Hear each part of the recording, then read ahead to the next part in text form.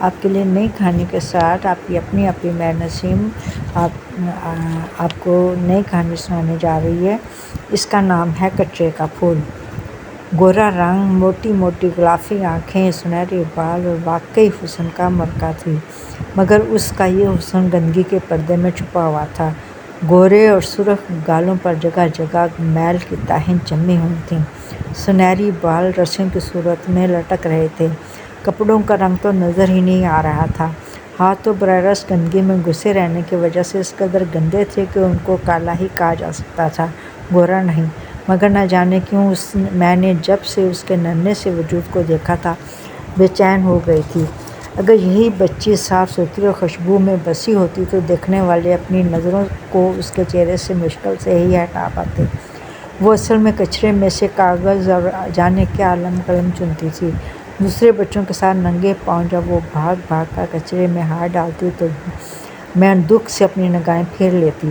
وہ اتنی معصوم تھی کہ اسے اپنے اتنے گندے ہونے کا شاید احساس ہی نہ تھا۔ ایک دن نہ چاہتے ہوئے بھی میں نے اسے بلا لیا۔ اس کی زبان بڑی عجیب تھی۔ اس نے پہلے تو مجھے حیرت سے دیکھا، پھر بولی، کیا بات ہے؟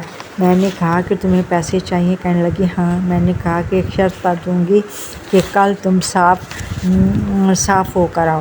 اس نے پھر اپنی لمبی لمبی پلکیں جھپک کر مجھے دیکھا، کہنے لگی، کیوں؟ میرا دل کرتا ہے، میں نے کہا۔ اس نے نہ ہاں کی نہ اور بھاگ گئی۔ میں نے دوسرے دن صرف اسے دیکھنے کی خاطر کہ اس نے میری بات مانی ہے کہ نہیں اسے گیٹ سے جھانک کر دیکھا، مگر میرے دل کا ارمان پورا نہ ہو سکا۔ وہ ویسی کی ویسی تھی۔ وہ اکثر دوپہر کے وقت کھانے کو بھی مانگتی تھی۔ میں جو کچھ ہوتا اسے دے دیتی یا پھر پیسے دے دیتی۔ آخر میں نے ایک دن اسے نہانے اور کپڑے دھونے والے صابن دیے اور کہا کہ کل وہ نہا دھو کر آئے۔ اگلے دن اس نے اسی حالت میں جب میرے آگے ہاتھ پھیلا دیے تو مجھے غصہ آ گیا۔ میں نے کہا، ایسے کام نہیں چلے گا۔ پھر میں نے اسے اپنی بیٹی کا فراق دیا اور کہا کہ وہ باتھ روم میں جا کر نہا لے۔ وہ پہلے تو نہ مانی، مگر میرے مسلسل اصرار پر آخر اس نے فراق پکڑی اور باتھ روم میں گھس گئی۔ جب کچھ دیر بعد وہ باتھ روم سے باہر نکلی تو میں دیکھتی رہ گئی۔ حالانکہ اس نے بے دلی سے صفائی کی تھی، مگر پھر بھی ایسے لگ رہا تھا کہ بدلیوں کی اوٹ سے چاند نکل آیا ہو۔ میں خوش ہو گئی اور اسے پیسے دیے اور کھانا بھی۔ جب وہ باہر نکلی تو وہ خود بھی شرما کر قدم اٹھا رہی تھی۔ میں نے اسے آئینہ بھی دکھایا اور کہا کہ وہ ایسے ہی رہا کرے۔ میں خوش اپنے کاموں میں لگ گئی، مگر شام کے وقت زور زور سے بیل ہوئی، ساتھ کسی کے بولنے کی آواز بھی آئی۔ میں گھبرا کر باہر نکلی تو دیکھا ایک صحت مند قسم کی عورت ہاتھ میں میری دی ہوئی فراق پکڑے کھڑی ہے۔ میں نے سہم کر اس کی طرف دیکھا تو وہ غصے میں فراق میرے منہ پر مارتی ہوئی بولی کہ ہمارے بچے جیسے ہیں انہیں ویسا ہی رہنے دو۔ ہم اگر اپنے بچوں کو صاف ستھرا رکھیں تو کھائیں کہاں سے؟ ویسے بھی لاعلمی اچھی چیز ہے، تم میری بیٹی کو بگاڑ رہی ہو۔ اس کو اپنے جیسے خواب نہ دکھاؤ۔ اس نے اتنا شور مچایا کہ تقریباً آدھا محلہ اکٹھا ہو گیا۔ میں مارے شرم کے پانی ہو گئی، مارے شرمندگی اور دکھ کے اسے ایک لفظ بھی نہ کہہ سکی۔ آخر ہمت کر کے میں نے اسے کہا کہ بس کرو، آئندہ میں تمہاری بچی سے کوئی واسطہ نہ رکھوں گی۔ یوں وہ میری جان چھوڑ کر غصے سے بڑبڑاتی ہوئی چلی گئی۔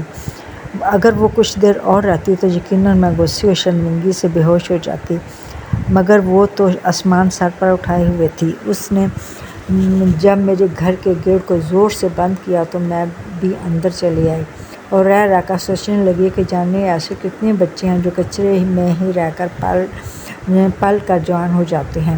یہ کچرے کے پھول کچرے میں ہی بھلے ہیں تو پھر، لیکن پھر مجھے خیال آیا کہ آخر یہ بچے ہمارے ملک کے شہری ہیں، ان کا قصور صرف اتنا ہی ہے کہ یہ غریب ماں باپ کی اولاد ہیں جو ان کے شوہر سنبھالنے سے پہلے ہی انہیں روزی کمانے کے دھندے پر لگا دیتے ہیں۔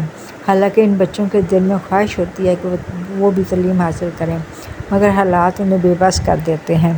ان کے ماں باپ کی غربت انہیں مجبور کرتی ہے کہ محنت مزدوری کرنے کا راستہ دکھاتی ہے، ورنہ اولاد کسے پیاری نہیں ہوتی۔ اس لیے بچوں، آپ دل لگا کر تعلیم حاصل کرو، کیونکہ آپ ملک کا مستقبل ہو، اور کوشش کرو کہ اپنے ملازموں کے بچوں کو تھوڑا بہت لکھنا پڑھنا سکھا دو۔ بس ان کے اندر شوق کا جذبہ ابھارنے کی ضرورت ہے، پھر وہ خود ہی پڑھائی کی جانب مائل ہو جائیں گے۔ امید ہے آپ ضرور کوشش کریں گے۔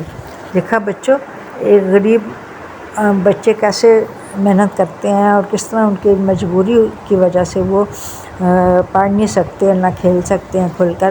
تو آپ جو ہے نا، آپ نے بھی یہ بات ضرور مانی ہے کہ اپنے ملازموں کے بچوں کو پڑھنے کی طرف راغب کرنا ہے، ان کا پڑھائی کی طرف دھیان لگانا ہے۔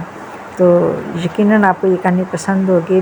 اپنے چینل مہر کہانیاں کو سبسکرائب، لائک اور شیئر کرنا نہ بھولیے گا۔ اللہ حافظ۔ آپ کی مہر نسیم، شکریہ۔